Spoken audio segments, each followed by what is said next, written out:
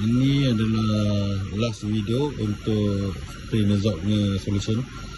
So kalau kita dah check in tank kita semua tak ada masalah, terus tak bocor, impact pun okey, lepas tu clean sheet pun semua tak bersumbat, tak ada koyak apa-apa, capping pun tak ada isu, alignment pun okey. Lepas tu kita punya hose dekat waste tank pun okey, pump waste tank pun tak ada masalah. So kalau semua ni dah okey, tapi kalau masalah dia still nozzle check still lagi barai ataupun ada isu dekat nozzle check, itu memang tak ada solution lain lah. Yang last step adalah change preheat. So kena pergi dekat video troubleshoot, pergi tengok dekat video how to change preheat. So itu adalah final step lah. Memang nak kena admit juga preheat dah barai, so tukar preheat je lah.